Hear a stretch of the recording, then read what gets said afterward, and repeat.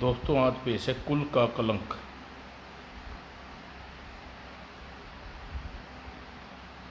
ये कवर चित्र है दोस्तों।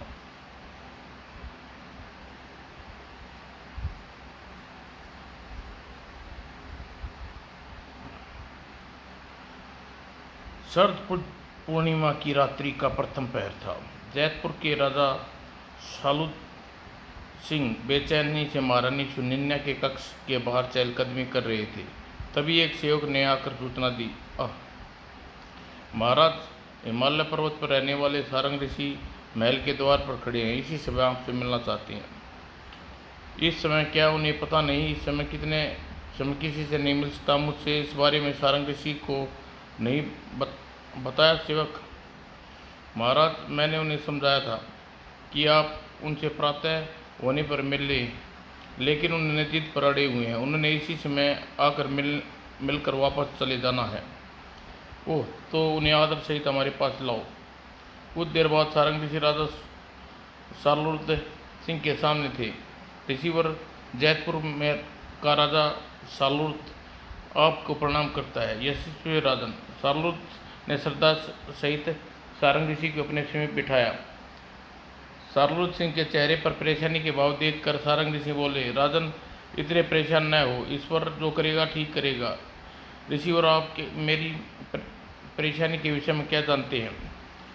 हाँ राजन, मैं सब कुछ जानते हैं, और तभी तो रात्रि के इस पैर तुमसे मिलने चले आए। मैं आपसे कथन का मतलब नहीं समझा ऋषिवर। राजन, क्या यह गलत है कि इस समय महारानी सुनिन्या अपने कक्ष में प्रसव पीड़ा से तड़प रही है? ओह सारंग ऋषि, मुझे इस बारे में कैसे पता चला? लगता है सारंग ऋषि कोई सिद्ध पुरुष है। उन्होंने तुरंत हाथ जोड़कर सारंग ऋषि से कहा, ऋषिवर, आपने महारानी के विषय में जो कहा वह सत्य है। महारानी सुनिन्या बहुत देर से अपने कक्ष में प्रसव पीड़ा से तड़प रही है। न जाने क्या मेरा हृदय पूरी तरह आकांक्षा से बार बार काँप रहा है। महाराज, महारानी को कुछ नहीं होगा। मैं उसकी कोख से उत्पन्न होने वाले संतान को आशीर्वाद देने इस समय यहाँ आपके पास आया हूँ। ऋषिवर, आपके कथन से मुझे बहुत दिलासा मिली। भगवान करे ऐसा ही हो। इधर कक्ष के अंदर हीरा ताई महारानी सुनन्या से कह रही थी, बधाई हो महारानी, आपको चांद से बेटे को जन्म दिया है। महारानी सुनन्या ने बंद आंखें खोलकर नवजात शिशु के मात्र भरी दृष्टि से डालते हुए कहा, हीरा, कक्ष से बाहर महाराज परेशानी बैठे होंगे, जाओ उन्हें नवजात शिशु को दिखाओ। जो गया महारानी। हीरादाई ने नवजात शिशु को गोद में लेकर बाहर निकल आई। बधाई हो महाराज, आपको चांद से बेटे ने जन्म दिया है। तभी हवा का झोंका से महारानी के कक्ष का द्वार बंद हो गया। हीरा ने आगे बढ़कर नवजात शिशु को शारद सिंह की गोद में डाल दिया। महाराज, आज बड़ी खुशी का दिन है। आज मैं आपसे इनाम में 1000 स्वर्ण मुद्राएं लूँगी। हीरादाई, 1000 स्वर्ण मुद्राएं के साथ आज मैं तुम्हें और भी कुछ मांगा होता तो हम तुम्हें संग्रह से देते थे। शालूर ने नवजात शिशु सारंग ऋषि की गोद में बढ़ाते हुए कहा, लीजिए ऋषिवर, इस शिशु को अपने शुभ आशीर्वाद दीजिए। लाइए राजन। राजन, तुम्हारा पुत्र बहुत धार्मिक प्रवृत्ति का होगा। भगवान शिव की बालक पर विशेष कृपा रहेगी। यह बालक अपने कुल का नाम बहुत रोशन करेगा। तत्पश्चात उसने हीरादाई से कहा, हीरादाई, तुमने महारानी के दूसरे पुत्र को क्यों नहीं लाई? दूसरा पुत्र? ऋषिवर, यह आप क्या कह रहे हैं? महारानी को केवल एक पुत्र को जन्म दिया है। शिशु को आशीर्वाद दिए सारंग ऋषि ने शालूर से कह दिया, हीरादाई, हम जो कहते हैं वह असत्य सत्य होता है। लगता है तुम शिशु को महाराज के पास लाने में बहुत जल्दबाजी कर दी। ऋषिवर, मेरा कुछ समझ में नहीं आ रहा, आप क्या कह रहे हैं? राजन, आखिर वही बात होकर रहेगी जिसका मुझे डर था। आपके एक पुत्र को तो शुभ आशीर्वाद देने मैं अपने वाली विपदाओं से बचा लिया। मुझे खेद है, मैं दूसरे पुत्र को कराल प्रेत के श्राप से न बचा सका। ऋषिवर, क्या सचमुच महारानी ने 2 पुत्र को जन्म दिए हैं? हाँ महाराज, हीरादाई ने कक्ष में बाहर आने के बाद महारानी ने एक पुत्र को जन्म दिया। उसे दूसरे दुर्भाग्य की बात सोचकर परेशान हो उठ रहा हूँ। ऋषिवर, आपकी बातें मुझे रहस्यमय सी प्रतीत हो रही हैं। कृपया स्पष्ट रूप से सारी बात समझाओ।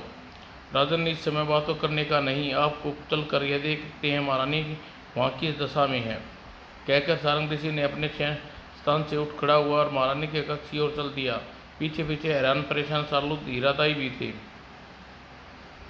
कुछ कक्ष के बंद द्वार पर पहुंचकर सारंग ऋषि ने दस्तक दी। कराल प्रहत, तुमने जो करना था तुम कर चुके हो, कृपा करके कक्ष से बाहर निकल आओ। अगले ही पल कक्ष का द्वार खुला। साएं, अरे वो प्रेतात्मा कक्ष से निकलकर वायुमंडल में विलीन हो गई। तब सारंग ऋषि सारलूत व हीराताई के साथ कक्ष में घुसे। ओह, महारानी सयाना बेहोश पड़ी है, इसके बगल में दूसरा नवजात शिशु लेटा हुआ है। सारलूत दौड़कर महारानी सुनैना के पास पहुंचे। महारानी, महारानी आंखें खोलो। सारलूत के कहने पर बेहोश महारानी पर कोई असर नहीं हुआ। हीराताई ने आगे बढ़कर बेहोश महारानी के मुंह में जल के छींटे मारे। उन्हें पर महारानी ने आंखें खोल दी। महारानी, तुम ठीक हो ना? महाराज, वो प्रेत कहाँ चला गया? सारलूत महारानी की बात का कोई जवाब दे पाता इससे पहले सारंग ऋषि ने आगे बढ़कर महारानी से कहा, महारानी, वह प्रेत यहाँ से जा चुका है। अब तुम निडर होकर हमें बताओ कि कक्ष में कराल प्रेत जब आया था, कक्ष में आकर उसने क्या किया? महारानी ने सुनैना ने घबराई हुई दृष्टि से सारंग ऋषि की ओर देखते हुए कहा, ऋषि और मेरे आदेश पर जब हीराताई ने मेरे नवजात पुत्र को कक्ष से बाहर बैठे महाराज के दिखाने के लिए कक्ष का बंद दरवाजा खोला, तभी एक भयानक प्रेत हवा में के झोंके के साथ कक्ष में घुस आया। उसके कक्ष में प्रवेश करते ही कक्ष का द्वार स्वतः बंद हो गया। मैं भयभीत उससे प्रेत को देखती रही। वह कक्ष में चक्कर काटता रहा। तभी मुझे प्रसव का प्रारंभ हो गया। मुझे लगा कि मेरी कोख में अभी एक शिशु और है और मेरी आकांक्षा सच निकली। तत्काल ही मैंने अपने दूसरे पुत्र को जन्म दिया। तब चक्कर काटता प्रेत अट्टहास करता हुआ बोला, हा हा, मैं कराल प्रेत। महारानी सुनैना, 1 वर्ष बाद शारद पूर्णिमा की रात उत्पन्न हुए 2 शिशुओं का खून पिया करता हूँ। आज मैं तेरे दोनों नवजात शिशुओं का ताज़ा ताज़ा खून पीना चाहता हूँ। पर महल की ओर आते हुए मेरी भेंट सारंग ऋषि से हो गई। उन्होंने अपनी शक्तियों से मुझे बीच में रोक कर मुझे पूछा मैं कहाँ जा रहा हूँ। तब मैंने उन्हें बताया कि इस देश की रानी ने 2 जुड़वा पुत्रों को जन्म देने वाली है। मैं नवजात शिशुओं का खून पीने जा रहा हूँ। तब मुझसे ललकारते हुए सारंग ऋषि ने कहा कि ऐसा कदापि नहीं होने देंगे। अतः अपने योग बल से सारंग ऋषि मुझसे पहले ही इस महल में आ चुके। ऐसा करके उन्होंने मेरे कार्य में विघ्न डाल दिया। सो मैं तुम्हारे पुत्र का खून नहीं पी सकता, क्योंकि तुम्हारा एक पुत्र इस समय कक्ष से बाहर बैठे सारंग ऋषि के पास है। अतः मैं उसका कुछ नहीं बिगाड़ सकता। हाँ, तुम्हारी बगल में लेटे तुम्हारे दूसरे पुत्र को यह श्राप देता हूँ कि इस समय अत्यंत कुरूप हो जाए और बड़ा होकर राजकीय कुल पर कलंक बनेगा। तुम्हारा पहला बेटा जितना अच्छा होगा, छोटा बेटा उतना ही बुरा होगा। कराल प्रेत, ऐसा न करो, मेरे पुत्र को ऐसा श्राप न दो। हाँ हाँ हाँ, अब मैं श्राप दे चुका हूँ महारानी, अब कुछ नहीं हो सकता। नहीं। इतना बताने के पश्चात महारानी सुनैना ने आगे कहा, मैं उस समय चीख मारकर बेहोश हो गई। होश में आया तो आप लोग पास खड़े पाया। ओ रानी सुनैना, बहुत दुख है। कराल प्रेत ने मेरे होते हुए तुम्हारे दूसरे पुत्र को श्राप दे गया। खैर, जो हुआ सो हुआ। जरा अपने दूसरे पुत्र का मुखड़ा दिखाओ। सारंग ऋषि का कथन सुनकर महारानी सुनैना ने जैसे छाती पर चिपटे शिशु का चेहरा अपनी आंखों के सामने किया। नहीं, ऐसा नहीं हो सकता। ओह, इतना क्रूर बालक। महारानी सुनैना दूसरे पुत्र को क्रूरता को देखकर फूट फूट कर रो पड़ी। वो और सारलद ऋषि ने उसे समझाया। सारलद सिंह ने उसे समझाया, महारानी रो नहीं, शायद किस्मत में ऐसा ही मंजूर था। हमारा दूसरा बेटा चाहे जितना क्रूर क्यों ना हो, आखिर हमारा खून है। हम इसे अपने बड़े बेटे जितना प्यार करेंगे। सारलद सिंह किसी प्रकार महारानी सुनैना को समझाया बुझाया। तब सारलद ऋषि ने सारलद सिंह से कहा, सारंग ऋषि ने, राजन अब मुझे आज्ञा दो। ऋषि और रात्रि हो चुकी बीत चुकी है। इस समय आप कहाँ जाएंगे? आज रात हमारे महल में विश्राम कीजिए। राजन, ऋषि मुनियों को महल का सुख ऐश्वर्य में क्या लेना? हम तो फक्कड़ समय रमते जोगी हैं, हम महल में नहीं रहेंगे। इतना कहकर सारंग ऋषि तेजी से कक्ष से बाहर चले गए। महारानी सुनैना और सुंदर अब अपने पुत्रों को बड़े लाड साहब से प्यारने लगे।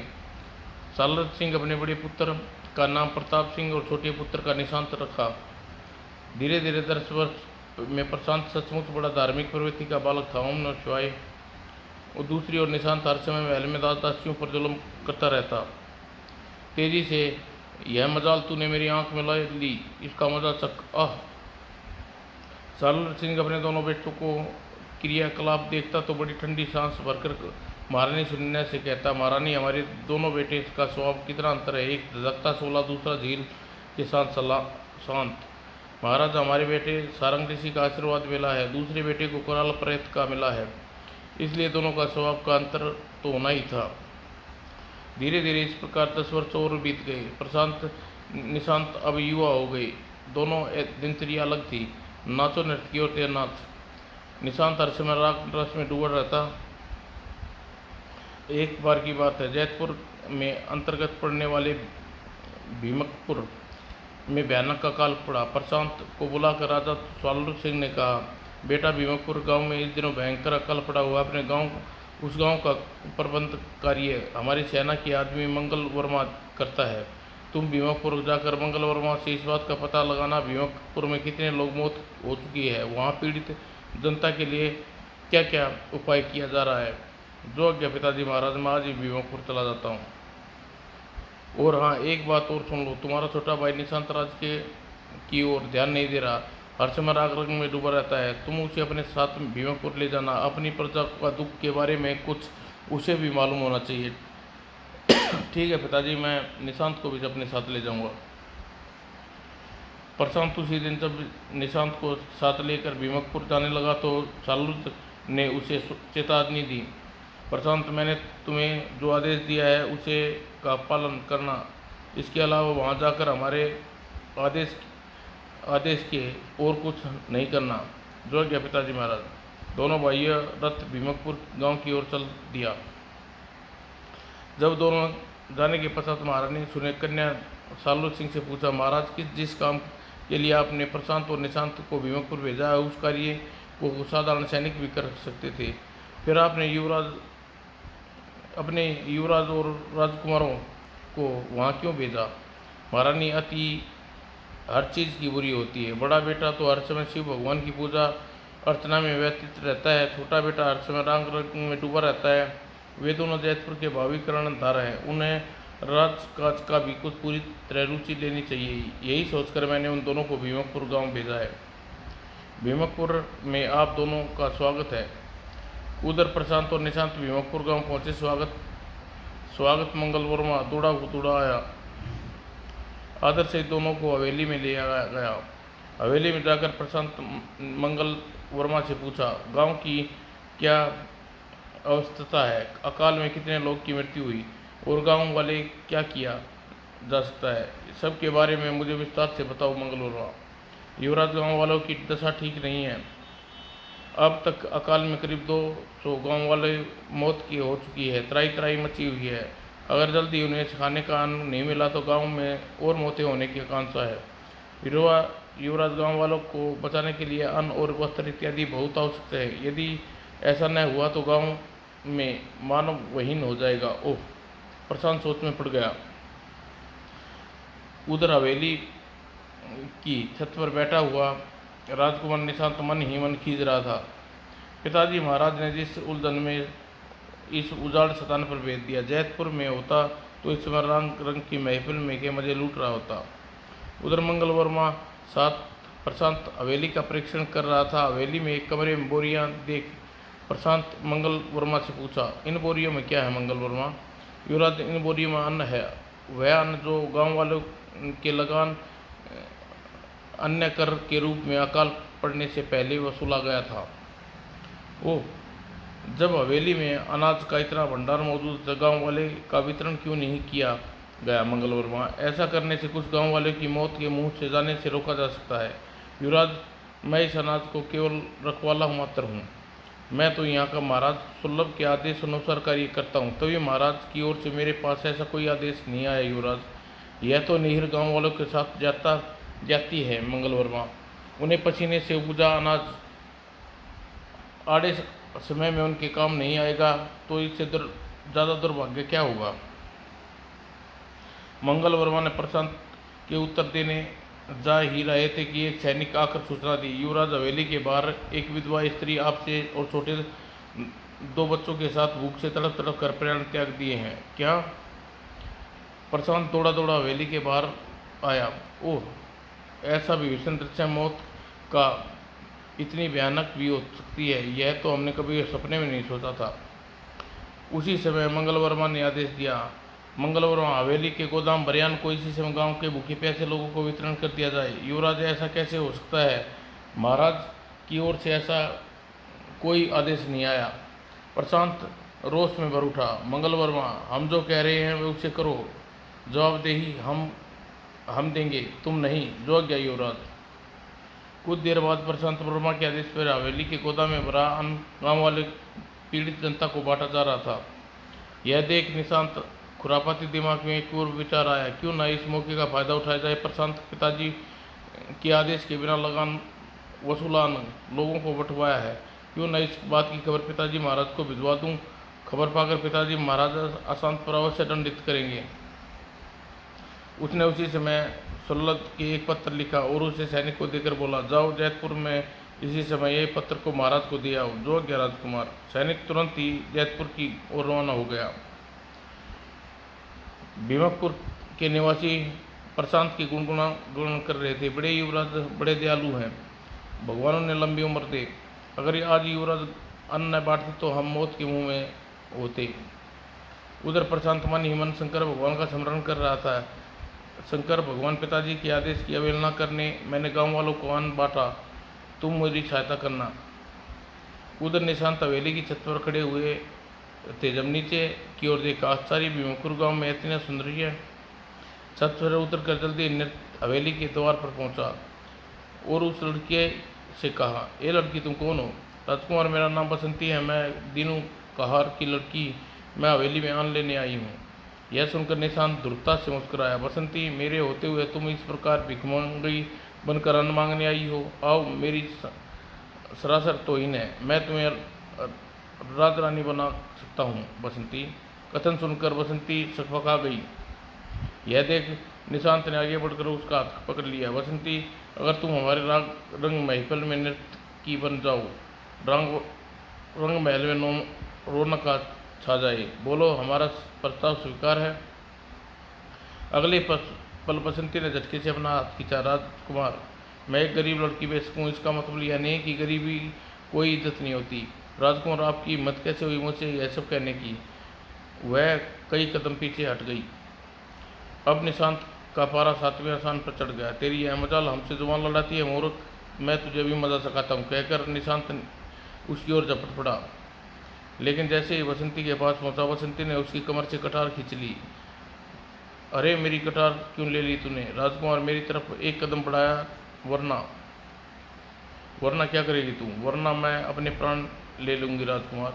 बसंती के कथन से निशांत को कोई असर नहीं पड़ा। वह बार उसकी ओर बढ़ने लगा। खचाक। आह, अरे मूर्ख लड़की, तुमने तो सचमुच कटार घोंप ली। घायल होकर बसंती भूमि पर गिर पड़ी। कुछ देर तड़पने के बाद प्राण त्याग दिए। कुछ तभी प्रशांत वहां पहुंचा। निशांत, मैं छत पर खड़ा सब कुछ देख रहा था। तुम्हारे कारण इस बेगुनाह लड़की ने आत्महत्या कर ली। यह अच्छा नहीं हुआ। निशांत, अब तुम बुरे कार्य को छोड़ क्यों नहीं दे रही?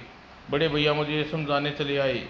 अच्छे कार्यों की सूचना महाराज के पास पहुंचने वाली है।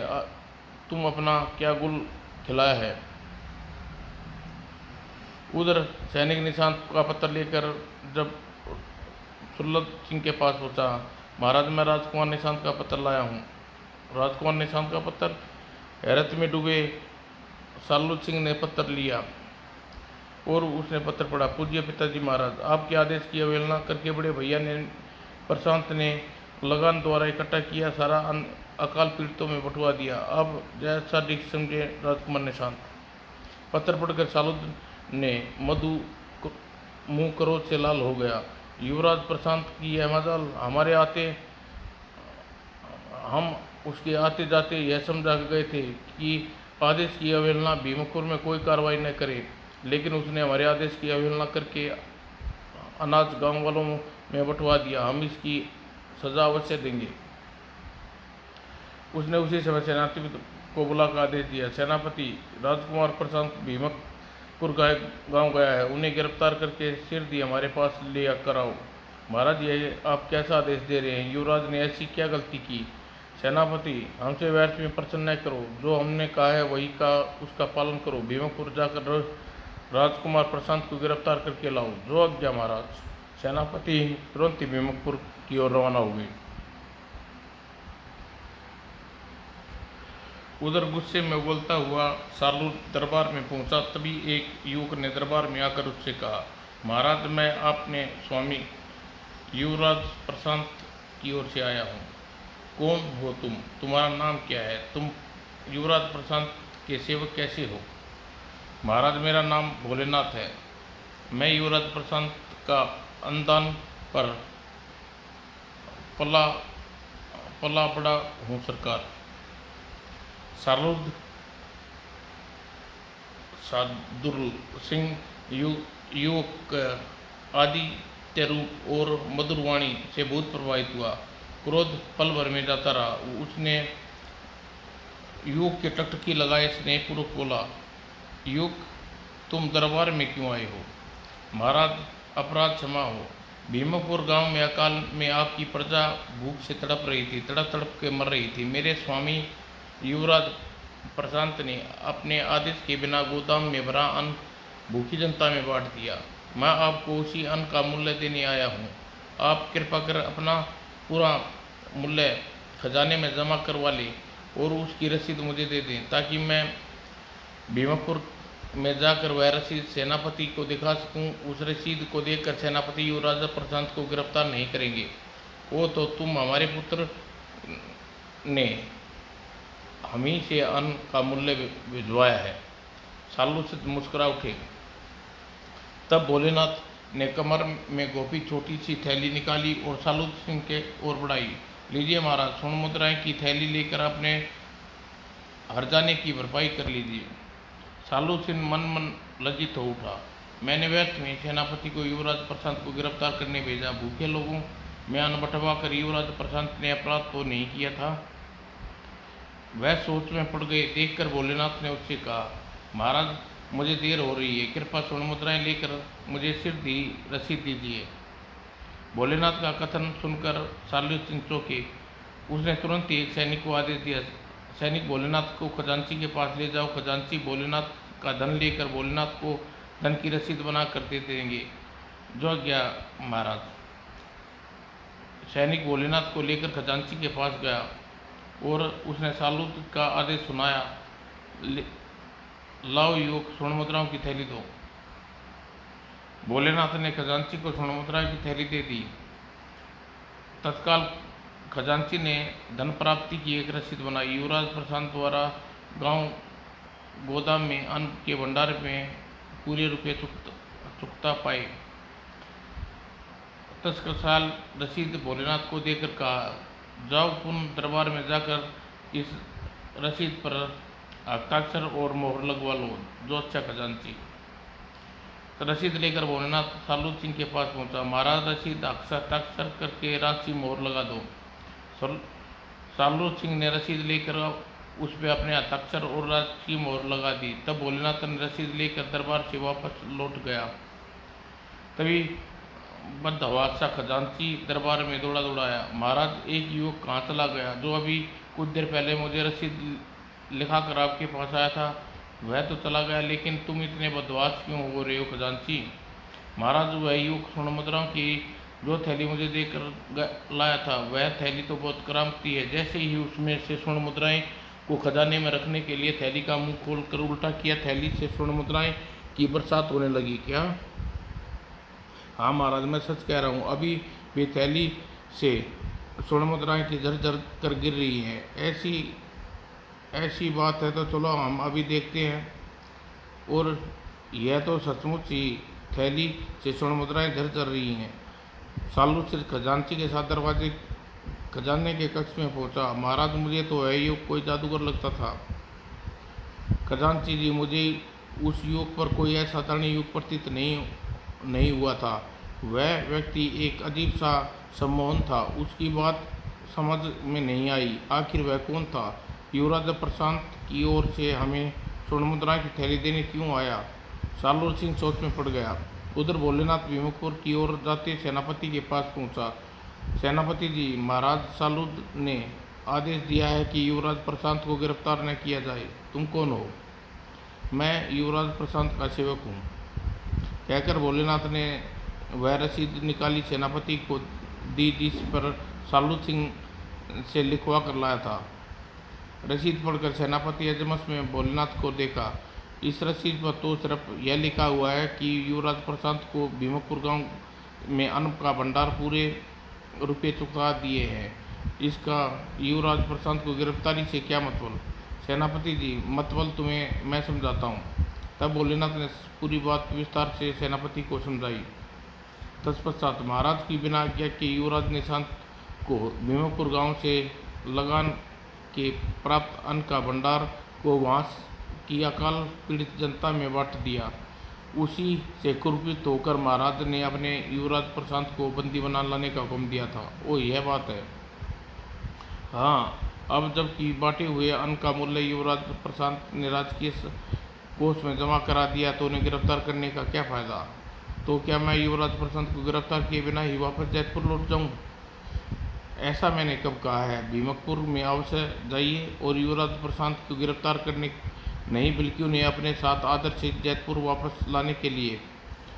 ठीक है, अब तो मैं ऐसा ही करना होगा। ठीक है, अब तुम भीमपुर जाओ, मैं कुछ देर बाद वहाँ पहुँचता हूँ।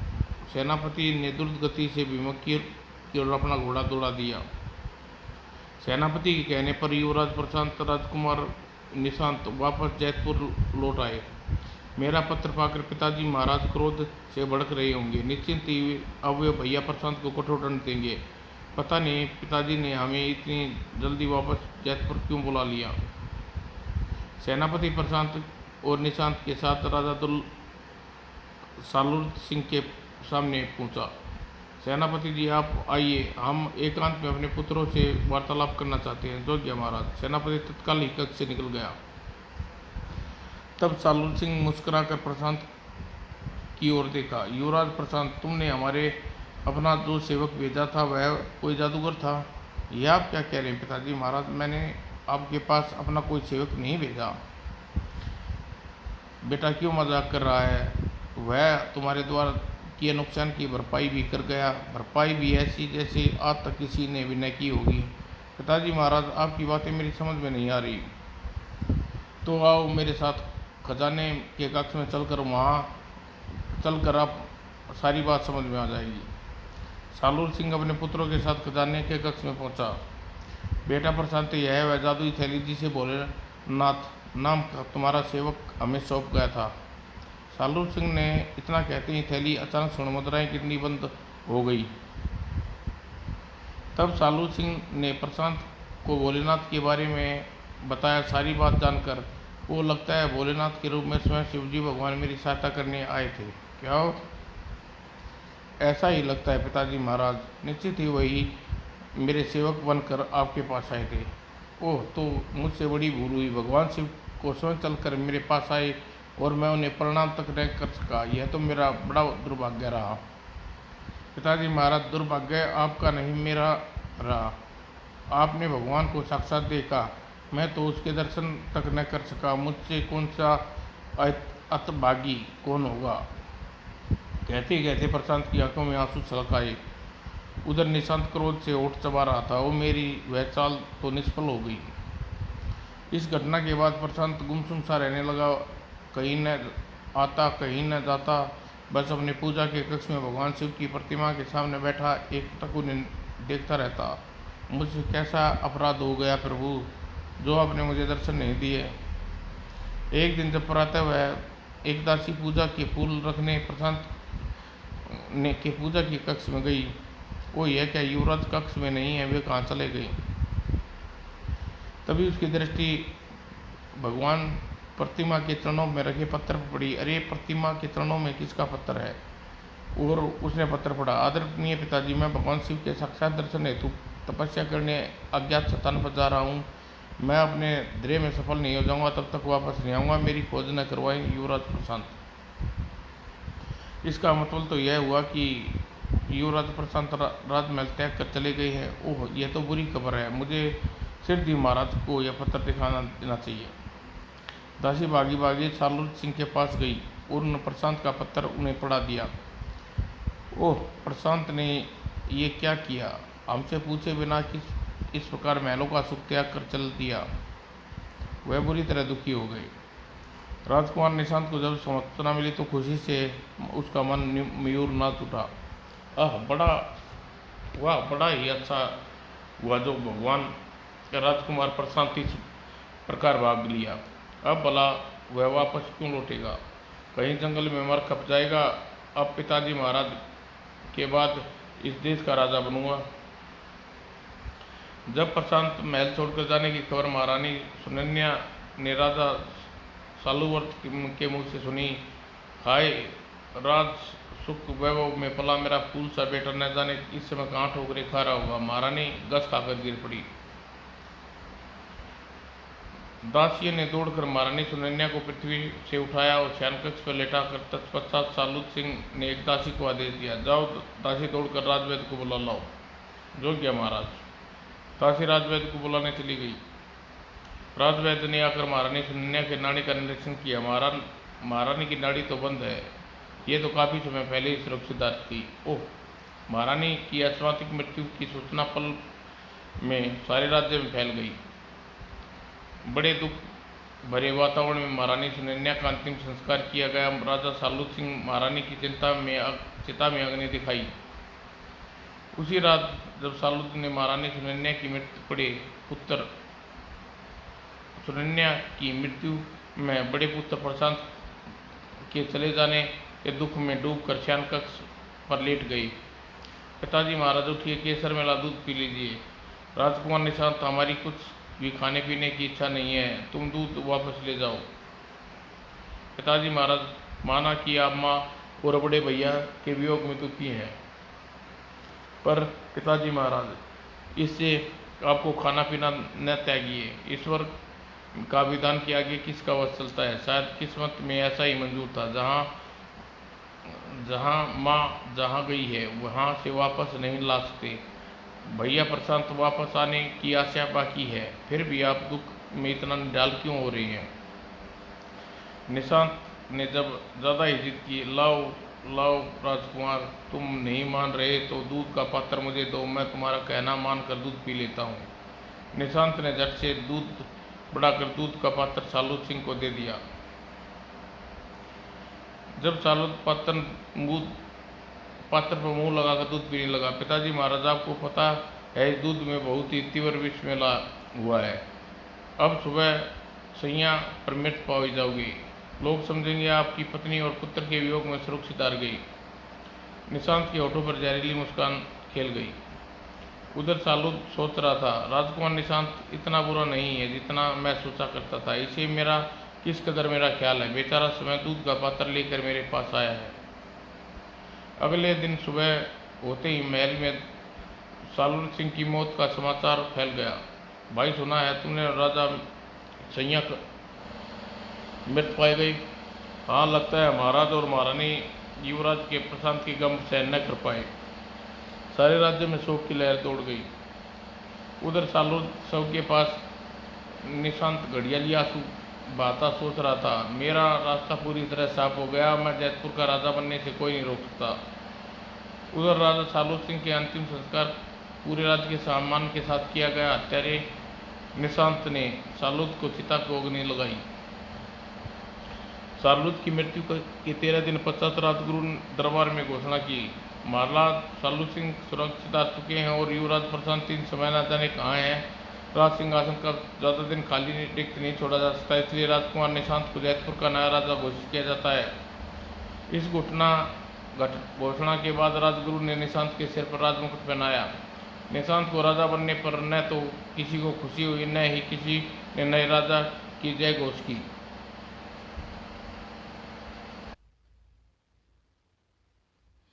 यह देखकर निशांत जन भूल गया। तो अब मैं राजा बन गया हूँ। जो मेरे विरुद्ध बोलेगा उसे जुबान खींच लूँगा। इस प्रकार धीरे धीरे 3 माह व्यतीत हो गए। एक रात सारंग ऋषि जैतपुर राज्य से बाहर आकर रुके।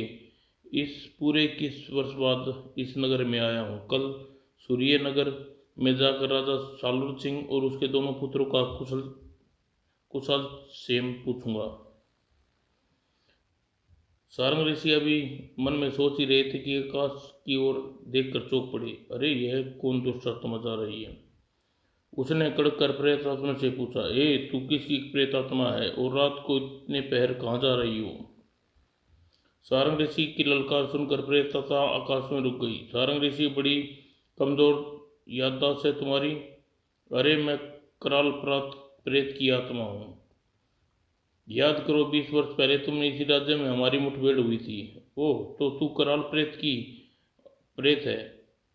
तू यहाँ से जैतपुर में इस समय क्या चक्कर काट रहा है? यह सुनकर कराल प्रेत खिलखिलाकर हंस पड़ा। सारंग ऋषि, 21 वर्ष पहले मैंने राजा सालूद को जुड़वा पुत्रों में से एक पुत्र का आशीर्वाद तुमने दे दिया। जैतपुर वापस चले गए, लेकिन तब से जैतपुर में मरगट में रह रहा हूँ। क्या तुम तब से यहीं हो? हाँ सारंग ऋषि, 20 वर्ष पहले शरद पूर्णिमा की रात मैंने तुम्हारे कारण 2 नवजात शिशुओं का रक्त पीने में असफल रहा। यह देखकर मेरा खून खोल उठा। तब से मैंने प्रतिज्ञा की कि मैं जैतपुर में रहूंगा और समय समय पर जैतपुर पर विपदाएं ढाता रहूंगा। सारंग ऋषि, मेरे ही कारण भीमकपुर गांव में अकाल पड़ा। मेरे ही कारण जैतपुर की महारानी की मृत्यु हुई। मेरे ही प्रभाव से निशांत ने अपने पिता को जहर देकर मारा। मेरे ही प्रभाव के कारण निशांत जैतपुर का राजा बनकर जैतपुर की प्रजा पर जुल्मों से तन डाल रहा है। मेरे ही कारण तुम्हारे द्वारा आशीर्वाद प्राप्त निशांत जैतपुर छोड़कर चला गया। मैं यहाँ प्रतिवर्ष बड़े आराम से शरद पूर्णिमा की रात जन्मे 2 नवजात शिशुओं का रक्त पीता हूँ। इस समय भी मैं आज रात 2 शिशुओं का रक्त पीकर मरघट की ओर जा रहा हूँ। इतना कहकर कराल प्रेत ठाकलाकर हंस पड़ा। सारंग ऋषि उसको हंसता देख क्रोध से भर उठे। कराल प्रेत, तू जैतपुर पर बहुत जुल्मों से तुम डाल चुका। अब मैं तुझे और तेरी खुरापात करने नहीं दूंगा। सारंग ऋषि, तुम बहुत बोले हो आप। तुम्हारी जानकारी के लिए बता दूं, आज से 25वें दिन मैं दुनिया में सारे प्रेतों को जैतपुर के मरघट में बुलाने वाला हूँ और तब सब प्रेत मिलकर जैतपुर के निवासी को ताज़ा ताज़ा रक्त पिएंगे। और सारंग ऋषि, तू जैतपुर का एक भी जीवित आदमी नहीं बच पाएगा। ओह, बड़ी भयानक योजना है तेरी, लेकिन तेरी इस योजना को फलीभूत नहीं होने दूंगा। सारंग ऋषि, जरा मैं भी सुनूं तेरी योजना। मेरी योजना को आप किस प्रकार असफल करेंगे? कराल प्रेत, यह तो आने वाला समय ही बता पाएगा। ठीक है, मैं बेसब्री से आने वाले समय की प्रतीक्षा करूंगा। कहता हंसता कर खिलखिलाता कराल प्रेत मरघट की ओर चल दिया। लेकिन सारंग ऋषि को चैन कहाँ तक रह गया। कराल प्रेत ने अपने साथियों के साथ जैतपुर में बड़ा कहर होने वाला है। मैं कदापि ऐसा नहीं होने दूंगा। हर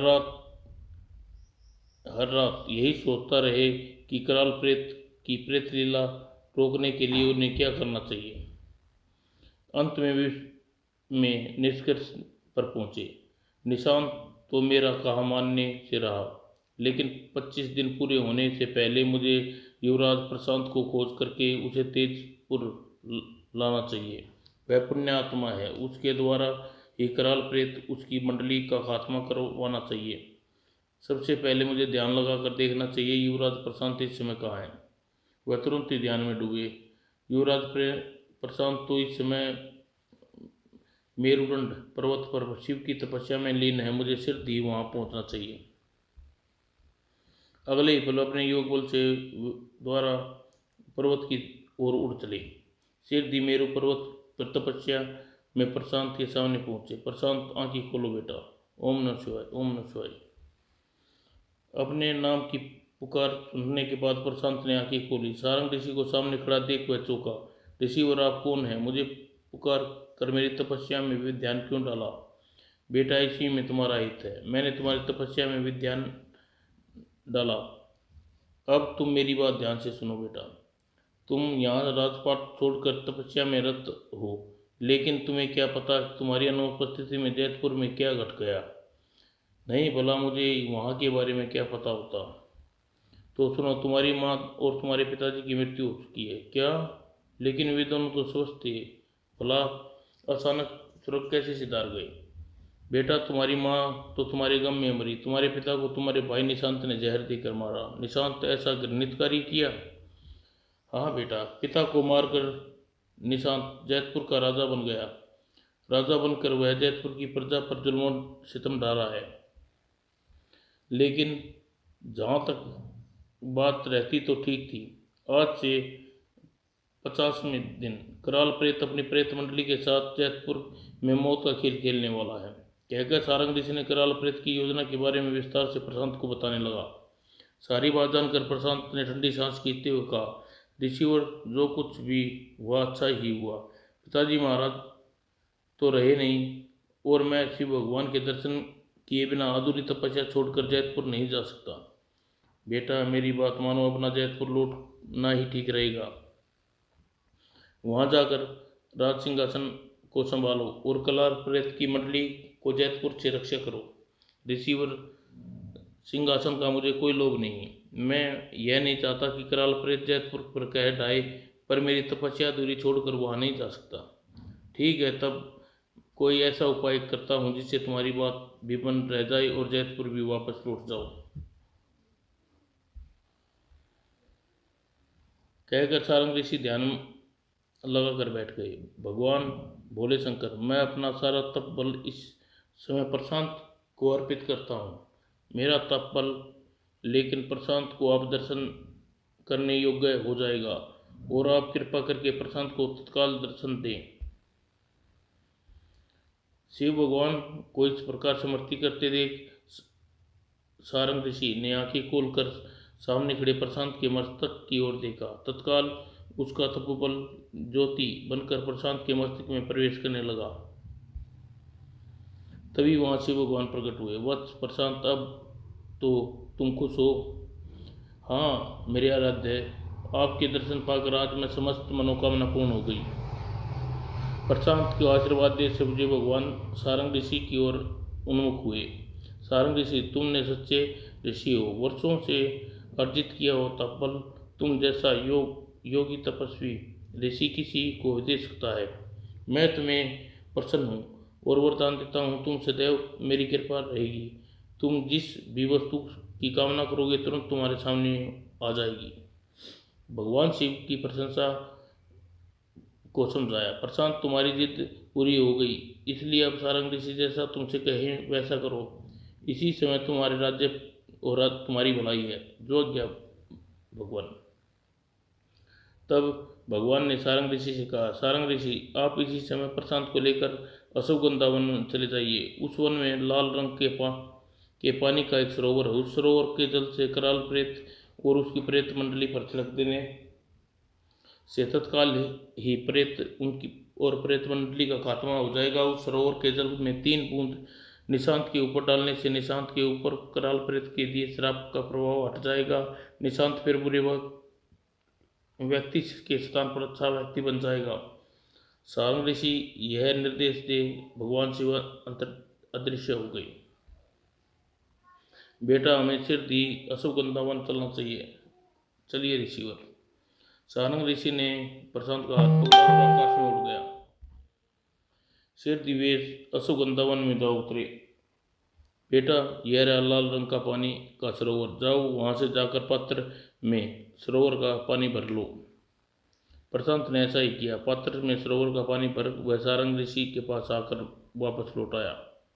बेटा, कराल प्रेत और उसकी प्रेत मंडली को नष्ट करने के लिए अमूल्य वस्तु हमें मिल गई है, इसे लेकर जैतपुर चलते हैं। जो आज्ञा ऋषिवर। जल्दी दोनों जैतपुर पहुंचे। बेटा, चूंकि निशांत अब कराल प्रेत का श्राप से ग्रस्त है, इसलिए तुम्हें देखते ही वह आग बबूला हो उठेगा। अतः मैं चाहता हूँ तुम उसके सामने वेश बदल कर जाओ ताकि वह तुम्हें पहचान ना सके। ठीक है ऋषिवर, मैं आपके शिष्य की वेश में निशांत के सामने जाऊंगा। सारंग ऋषि ने प्रशांत को पहनने के लिए मन ही मन में भगवे वस्त्र की कामना की और तुरंत उनके सामने भगवा वस्त्र आ गए। लो बेटा, उन वस्त्रों को पहन लो। भगवा वस्त्र पहनकर प्रशांत ऋषि के साथ निशांत के राजमहल की ओर चल दिए। जैसे ही दोनों राजमहल के समीप पहुंचे, राजमहल के मुख्य द्वार पर रथ बाहर निकला। इस रथ में तो निशांत बैठा हुआ है। चलो, अच्छा हुआ निशांत से ही मुलाकात हो गई। प्रशांत बेटा, जैसे ही निशांत का रथ तुम्हारे सामने आए, तुम आगे बढ़कर पात्र के भरे सरोवर से 3 बूंद निशांत पर डाल देना। अच्छा ऋषिवर। जैसे निशांत का रथ प्रशांत के सामने से गुजरा, अरे यह क्या कर रहे हो? चींटियां मारकर मेरे कीमती वस्त्र को क्यों खराब कर रही हो? निशांत ने आगे बढ़कर इससे पहले सरोवर के पानी की बूंदें प्रशांत रथ पर बेहोश होकर गिर पड़ा। और कुछ देर बाद जब होश में आया तो मुस्कुराता हुआ प्रशांत को असली वेश में सामने खड़ा था। भैया, आप? दौड़कर प्रशांत के चरणों में गिर पड़ा। प्रशांत फूट फूट कर रोता हुआ बोला, भैया, मुझे अकेला छोड़कर आप कहाँ चले गए थे? आपकी अनुस्मृति में पिताजी की हत्या करके राजा बन बैठा। मुझे माफ़ कर दो भैया। लगता है सरोवर का जल प्रभाव में निशांत अच्छा आदमी बन गया है। तब निशांत ने दौड़कर चरणों में गिर पड़ा। निशांत ने सार्वजनिक स्थान है।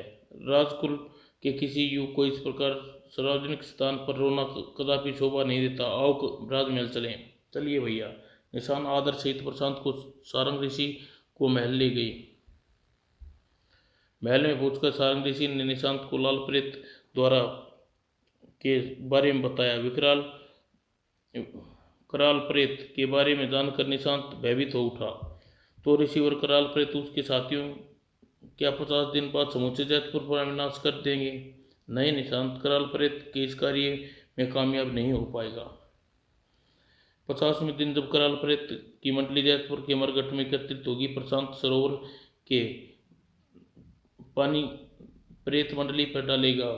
सरोवर का पानी के प्रभाव से प्रेत उसी समय जलकर भस्म हो जाएंगे। निशांत कराल प्रेत के इस बात से भनक कर न लगने पाए कि तुम सरोवर के पानी के छींटे के प्रभाव से श्राप मुक्त हो पाई हो, इसलिए 50 दिन तक तुम जैतपुर के राज करते रहना। इसी प्रकार राजकाज करते आए हो। जो गया ऋषिवर।